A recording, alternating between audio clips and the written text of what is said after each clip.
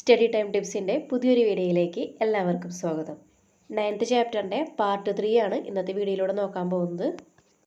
Part 1ഉം 2ഉം കാണാത്തവർക്ക് link ഡിസ്ക്രിപ്ഷനിൽ കൊടുക്കുന്നുണ്ട്. അതുകൂടാതെ ഈ വീഡിയോൻ്റെ അവസാനവും കൊടുക്കുന്നുണ്ട്. കഴിഞ്ഞ ക്ലാസ്സിൽ നമ്മൾ വായുമലിനീകരണത്തെക്കുറിച്ചാണ് പറഞ്ഞു നിർത്തിയത്. ഇനി നമ്മൾ അടുത്ത് നോക്കാൻ പോകുന്നത് water on the earth. You know that 2/3 of the earth is water.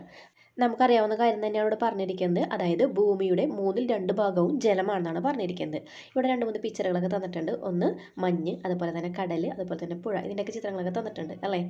ഇനി ഇതുമായി ബന്ധപ്പെട്ട ഒരു ക്വസ്റ്റ്യൻ തന്നിട്ടുണ്ട്. ആ ക്വസ്റ്റ്യൻ്റെ നമുക്ക് ആൻസർ ഒന്ന് ചെയ്ത് നോക്കാം. What are the different form of water found on the earth? അതായത് ഭൂമിയിൽ ജലം ഏതൊക്കെ രൂപത്തിലാണ് കാണപ്പെടുന്നതെന്ന് തന്നിട്ടുള്ളത് നമുക്ക് നോക്കാം. Ice caps, glaciers, etcetera. Water vapours. Ice caps എന്ന് പറഞ്ഞാൽ എന്താ? മഞ്ഞുപാളികൾ. ഗ്ലേസിയേഴ്സ് എന്ന് പറഞ്ഞാൽ ഹിമാനികൾ. പിന്നെ വാട്ടർ വേപ്പർ അതായത് നീരാവി. ഇനി നമുക്കിതിലേക്ക് എന്തൊക്കെ ആഡ് ചെയ്യാൻ പറ്റും? Fog, snow. ഫോഗ് എന്ന് പറഞ്ഞാൽ മൂടൽമഞ്ഞ്, സ്നോ എന്ന് വെച്ചാൽ മഞ്ഞ്. ഐസ്ബർഗ്, അതേപോലെ തന്നെ fresh water, salt water, wetlands. Wetlands എന്ന് പറഞ്ഞാൽ തണ്ണീർത്തടങ്ങൾ. Rain and dew drops. ഇനി ഇവിടെ ഈ ഒരു ബോക്സിൽ കൊടുത്തിട്ടുണ്ട്. ഇത് എക്സാമിന് ഉണ്ടാവില്ല, എന്നാലും ജസ്റ്റ് ഞാനൊന്ന് പറഞ്ഞു തരാണ് നിങ്ങൾക്ക് അറിഞ്ഞിരിക്കാൻ വേണ്ടിയിട്ട്. അതായത് ഭൂമിയിലെ ആകെ ജലത്തിൻ്റെ 97% എന്ന് പറയുന്നത് എന്താ? ഓഷൻ വാട്ടറാണ്. അതിൽ 3% മാത്രമാണ് ശുദ്ധജലം ഉള്ളത്, അതായത് ഉപ്പ് കലരാത്ത ജലം ഉള്ളത്. പിന്നെ ശുദ്ധജലത്തിൻ്റെ ഏകദേശം 69% മഞ്ഞുപാളികളായിട്ടാണ് കാണപ്പെടുന്നത്. അതുപോലെ തന്നെ നമുക്കതായാലും അത് ഉപയോഗിക്കാൻ പറ്റില്ലല്ലോ. പിന്നെ 30% എന്ന് പറയുന്നത് ഭൂമിയുടെ അടിയിലുള്ള ജലമാണ്. ആകെ ശുദ്ധജലത്തിൻ്റെ 0.3% മാത്രമാണ് നമ്മുടെ നദികളിലും കായലുകളിലും കുളങ്ങളിലൊക്കെ ഉള്ളതെന്നാണ് പറയുന്നത്. നെക്സ്റ്റ് നോക്കാം. River, then and now. അതായത് പുഴ, അന്നും ഇന്നും. ഇവിടെ കൊടുത്തിരിക്കുന്നത് I use to take bath in this river during my childhood days. Look at the condition of this river now. ഇവിടെ എന്താ പറഞ്ഞിരിക്കുന്നത്? ആ പ്രായമായിട്ടുള്ള ഒരു വ്യക്തി പറയാണ് അദ്ദേഹത്തിൻ്റെ കുട്ടിക്കാലത്ത് തന്നിരിക്കുന്ന ഒരു പുഴയിലായിരുന്നു അന്ന് കുളിച്ചിരുന്നതെന്ന്. ഇന്ന് ആ പുഴയുടെ ഒരു അവസ്ഥ നോക്കാനാണ് അദ്ദേഹം പറയുന്നത്. അതായത് ആ പുഴ ഇന്ന് വളരെ മാലിന്യങ്ങൾ നിറഞ്ഞ് കിടക്കുകയാണ് അല്ലേ. ഒട്ടും ഉപയോഗിക്കാൻ പറ്റാത്തൊരവസ്ഥയിലാണ് അത് കിടക്കുന്നത്. നിങ്ങളുടെയൊക്കെ വീട്ടിൽ പ്രായമായിട്ടുണ്ടെങ്കിൽ അവരോട് ഒരുപക്ഷെ പറയുന്നത് കേട്ടിട്ടുണ്ടാവും, ഞങ്ങൾ കുളത്തിലും പുഴയിലൊക്കെ ഒരുപാട് കുളിച്ചിട്ടുണ്ടെന്നൊക്കെ. പക്ഷേ ആ പുഴയുടെ അവസ്ഥയ്ക്ക് ഇന്ന് നോക്കുകയാണെന്നുണ്ടെങ്കിലോ ചിലപ്പോൾ പുഴ തന്നെ ഉണ്ടാവില്ല, അല്ലെങ്കിൽ എന്താ മൊത്തം മാലിന്യങ്ങൾ നിറഞ്ഞായിരിക്കും കിടക്കുന്നുണ്ടാവുക അല്ലേ. ഇന്നത്തെ പുഴയുടെയൊക്കെ അവസ്ഥ ഇത് തന്നെയാണ്. അപ്പോൾ ജലാശയങ്ങൾ മലിനമാകുന്നതിനെ കുറിച്ചാണ് നമ്മൾ പറഞ്ഞത് അല്ലേ. ഇവിടെ ഒരു ക്വസ്റ്റ്യൻ ചോദിച്ചിട്ടുണ്ട്. How do water bodies get polluted?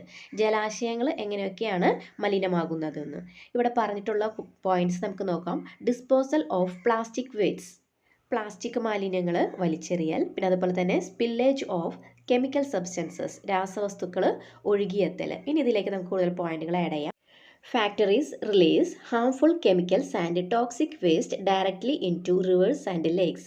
അപ്പോൾ ഫാക്ടറിയിൽ നിന്നും പുറത്തുവിടുന്ന ഹാംഫുൾ ആയിട്ടുള്ള കെമിക്കൽസും അതുപോലെ തന്നെ ടോക്സിക് ആയിട്ടുള്ള വേസ്റ്റുകളും എല്ലാം എവിടേക്കാ? പുഴയിലേക്കും അതേപോലെ തന്നെ തടാകങ്ങളിലേക്ക്, ജലാശയങ്ങളിലേക്കൊക്കെയാണ് ഒഴുക്കിവിടുന്നത്. Next point, sewage from homes including human waste. മനുഷ്യരുടെ വേസ്റ്റും അതേപോലെ തന്നെ വീടുകളിൽ നിന്നുള്ള മലിനജലവുമെല്ലാം നദികളിലേക്കെല്ലാം ഒഴുക്കിവിടുന്നത് മൂലം നദികളും അതേപോലെ തന്നെ മറ്റുള്ള ജലാശയങ്ങളുമെല്ലാം മലിനമാകുന്നു.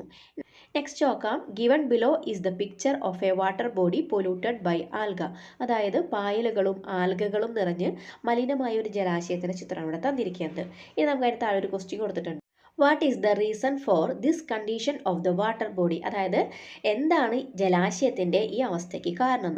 അതിനുള്ള ആൻസറാണ് തൊട്ട് താഴെയുള്ള പാരഗ്രാഫിൽ തന്നിട്ടുള്ളത്. നമുക്കൊന്ന് വായിച്ചു നോക്കാം. Eutrophication. Excess growth of water plants like algae in water bodies is caused by a phenomenon known as eutrophication. അതായത് യൂട്രോഫിക്കേഷൻ എന്ന് പറഞ്ഞിട്ടുണ്ടെങ്കിൽ ജലാശയങ്ങളിൽ ആൽഗ പോലുള്ള ജലസസ്യങ്ങൾ, അതായത് പായലുകൾ അങ്ങനെ പോലുള്ള കുറേ സസ്യങ്ങളൊക്കെ വെള്ളത്തിലൊക്കെ വളരുന്നത് നമ്മൾ കണ്ടിട്ടുണ്ടാവും അല്ലേ. അതുപോലുള്ള സസ്യങ്ങളുടെ അമിതമായ വളർച്ചയെ പറയുന്നതാണ് യൂട്രോഫിക്കേഷൻ എന്ന് പറയുന്നത്. ഇനി ഈ ജലസസ്യങ്ങൾ ഇങ്ങനെ അമിതമായി വളരാനൊരു കാരണം വേണമല്ലോ, വെറുതെ ഒന്നും വളരില്ലല്ലോ. അവയ്ക്ക് കിട്ടാനുള്ളത് കിട്ടിക്കഴിയുമ്പോഴാണല്ലോ അവർ വളർന്നത്. അപ്പോൾ അതെങ്ങനെയൊക്കെയാണ് കിട്ടുന്നതെന്നൊക്കെ നമുക്ക് നോക്കാം. ഇനി ഇവിടെ പറഞ്ഞിരിക്കുന്നത് this happens in water bodies where fertilisers contain nitrogen and other similar substances flow in. അപ്പോൾ ഇവിടെ പറയുന്നത് എന്താ? നൈട്രജൻ കലർന്ന രാസവളങ്ങളും മറ്റും ഒഴുകിയെത്തുന്ന ജലാശയങ്ങളിലാണ് ഇത് സംഭവിക്കുന്നതെന്ന്. അതായത് സസ്യങ്ങൾക്ക് വളരാൻ ആവശ്യമായിട്ടുള്ള നൈട്രജൻ നൈട്രജൻ എവിടെ നിന്നൊക്കെയോ ഒഴുകി ജലാശയങ്ങളിലേക്ക് വന്നു ചേരാണ്. അപ്പോൾ സസ്യങ്ങളുടെ വളർച്ചയെ ഏറ്റവും സഹായിക്കുന്ന ഒരു സബ്സ്റ്റൻസ് ആണ് എന്ത് നൈട്രജൻ എന്ന് പറയുന്നത്. അപ്പോൾ നൈട്രജൻ കൂടുതലായിട്ട് നദിയിലേക്ക് ഒഴുകിയെത്തുമ്പോൾ ഈ നൈട്രജൻ കാരണം സസ്യങ്ങൾ അമിതമായിട്ട് വളരുകയാണ് ചെയ്യുന്നത്. മനസ്സിലായല്ലോ പറഞ്ഞത്? ഇനി നമുക്ക് അടുത്തത് നോക്കാം. It is such flowing excess nutrients that cause excessive growth of aquatic plants. ഇങ്ങനെ ഒഴുകിയെത്തുന്ന അധികമായിട്ടുള്ള ഈ ന്യൂട്രിയൻസ് ജലസസ്യങ്ങളുടെ അമിതമായ വളർച്ചയ്ക്ക് കാരണമാകുന്നു. These aquatic plants use oxygen dissolved in water excessively.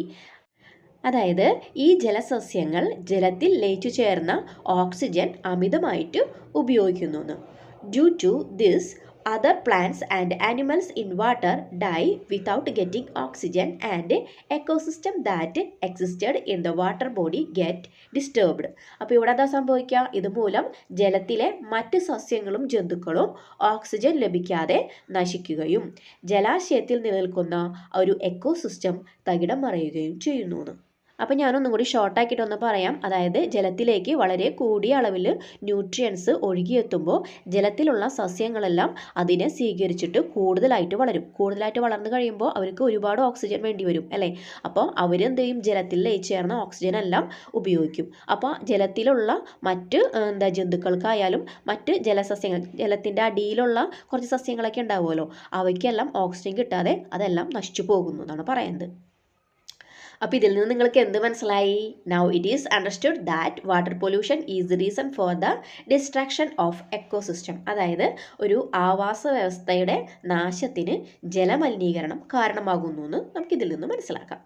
By analyzing the pictures given below and observing your surroundings, find out the situations that cause water pollution and write them in your science diary. ഇവിടെ പറഞ്ഞിരിക്കുന്നത് താഴെ കൊടുത്തിരിക്കുന്ന ചിത്രങ്ങളെല്ലാം വിശകലനം ചെയ്തിട്ട് നിങ്ങളുടെ ചുറ്റുപാടുകൾ നിരീക്ഷിച്ചിട്ടൊക്കെ ജലമലിനീകരണത്തിന് കാരണമാകുന്ന situations എഴുതാനാണ് പറഞ്ഞിരിക്കുന്നത്. അപ്പോൾ നമുക്ക് ആ ഒരു സിറ്റുവേഷൻസ് ഒക്കെ ഒന്ന് എഴുതി നോക്കാം. Excessive use of chemical pesticides, രാസ കീടനാശിനികളുടെ അമിതമായിട്ടുള്ള ഉപയോഗം. Discharge of waste water into drainage, അതായത് മലിനജലങ്ങളൊക്കെ ഡ്രെയിനേജ് വഴി ഒഴുക്കിവിടുക. Dumping of slaughterhouse waste in land and water bodies, അതായത് മൃഗങ്ങളൊക്കെ വെട്ടുന്ന സ്ഥലങ്ങളുണ്ടാവുമല്ലോ, കശാപ്പ് ശാലകൾ, അവിടെയുള്ള വേസ്റ്റുകളെല്ലാം ഇതുപോലെ തന്നെ വാട്ടർ ബോഡീസിലേക്ക് വലിച്ചെറിയാം. Discharge of waste from industries into water bodies, ഫാക്ടറികളിൽ നിന്നുള്ള വേസ്റ്റുകളെല്ലാം വെള്ളത്തിലേക്ക് ഒഴുക്കിവിടുക.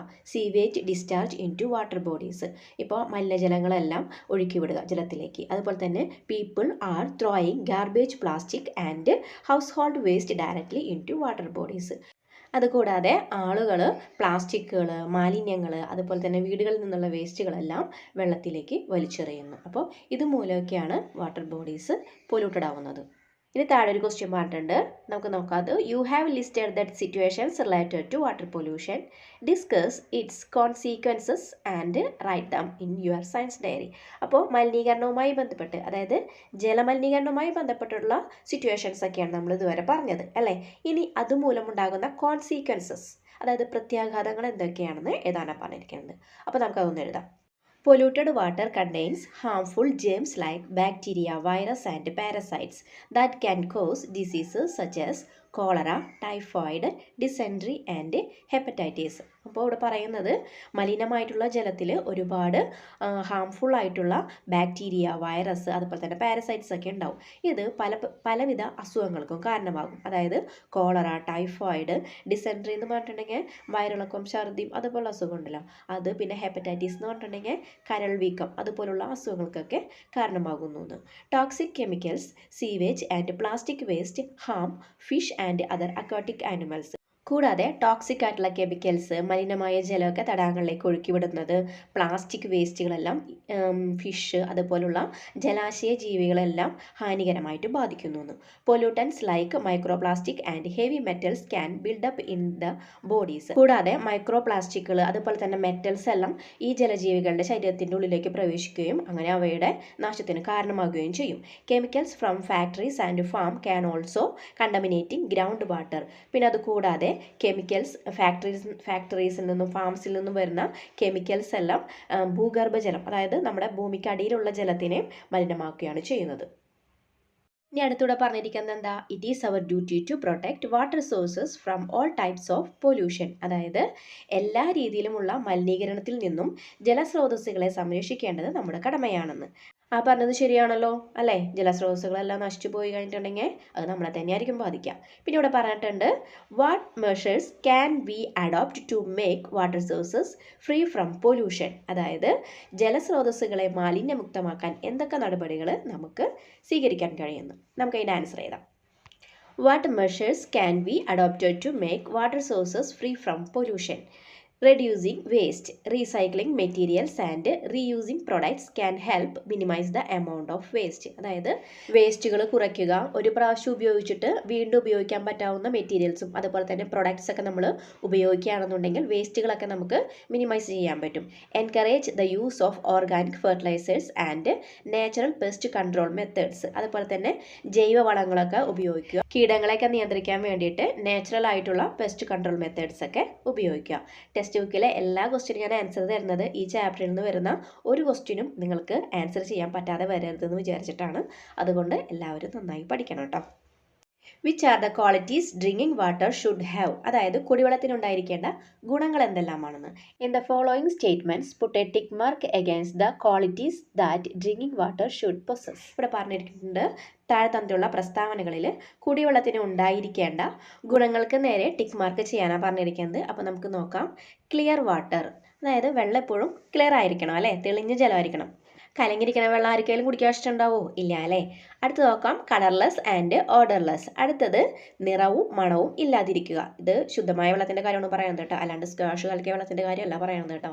അപ്പോൾ നമുക്ക് ആ ഒരു സ്റ്റേറ്റ്മെൻറ്റിന് ടിക്ക് മാർക്ക് കൊടുക്കാം. ഫ്രീ ഫ്രം ജേംസ് അല്ലേ, രോഗാണുക്കളുള്ള വെള്ളം ആരെങ്കിലും കുടിക്കുമോ? രോഗാണുക്കൾ ഇല്ലാതിരുന്നാൽ മാത്രമേ കുടിക്കുകയുള്ളൂ അല്ലേ. വല്ല പുഴൊക്കെ ഇടുന്ന ഞുള കണ്ടിട്ടുണ്ടെങ്കിൽ ആരെങ്കിലും കുടിക്കുമോ വെള്ളം? ഇല്ല. അപ്പോൾ അത് ടിക്കാണ്. ആബ്സെൻസ് ഓഫ് ഹസഡസ് കെമിക്കൽ സബ്സ്റ്റൻസസ്, അപകടകാരികളായ രാസവസ്തുക്കൾ ഇല്ലാതിരിക്കുക, അത് ടിക്ക് മാർക്ക് കൊടുക്കാം. പ്രസൻസ് ഓഫ് അഡ്യൂക്വേറ്റ് മിനറൽസ് സോൾട്ട്, അതായത് ആവശ്യത്തിനുള്ള ധാതു ലവണങ്ങൾ ഉണ്ടായിരിക്കുക. ഓക്കെ അല്ലേ. സോൾട്ടി ടേസ്റ്റ്, ഉപ്പുരസം ഉണ്ടായിരിക്കുക. ഉപ്പുരസമുള്ള വെള്ളം ആരെങ്കിലും കുടിക്കുമോ? നല്ല പച്ചവെള്ളം നമ്മൾ ചോദിക്കുമ്പോൾ ആരെങ്കിലും കുറച്ച് ഉപ്പിട്ട് തന്നിട്ടുണ്ടെങ്കിൽ ആ വെള്ളം ആരെങ്കിലും കുടിക്കുമോ? അതിൽ കുറച്ച് നാരങ്ങ പിഴിഞ്ഞിട്ടുണ്ടെങ്കിൽ ഓക്കെയാണ് അല്ലേ. അല്ലാണ്ട് വെറുതെ വെള്ളത്തിൽ ഉപ്പിട്ട് തന്ന ആരെങ്കിലും കുടിക്കുമോ? ഇല്ല. അപ്പോൾ നമുക്ക് അതിനെന്ത് കൊടുക്കാം? ടിക്ക് വേണ്ട നമുക്ക് അല്ലേ. Next, neither acidic nor basic, അതായത് ആസിഡ് ഗുണമോ ബേസ് ഗുണമോ ഇല്ലാതിരിക്കുക. അതൊക്കെയാണ്. അപ്പോൾ ഇതിലാകെ കൂടെ നമുക്ക് ടിക്ക് അല്ലാതെ വന്നത് സോൾട്ടി ടേസ്റ്റ് മാത്രമാണ് അല്ലേ. അപ്പോൾ കുടിവെള്ളത്തിനുണ്ടായിരിക്കേണ്ട ക്വാളിറ്റീസൊക്കെ നമ്മൾ പറഞ്ഞു നിർത്തുന്നതോടുകൂടി ഞാൻ ഈ ഒരു വീഡിയോ വൈൻഡപ്പ് ചെയ്യാണ്. അപ്പോൾ നമുക്കിതിൻ്റെ ബാക്കി ഭാഗവുമായിട്ട് അടുത്ത വീഡിയോയിൽ കാണാം. വീഡിയോ ഉപകാരപ്പെട്ടെങ്കിൽ ഫ്രണ്ട്സിന് ഷെയർ ചെയ്യാം. വീഡിയോനെ കുറിച്ചുള്ള നിങ്ങളുടെ അഭിപ്രായങ്ങൾ കമൻറ്റ് ബോക്സിൽ അറിയിക്കുക.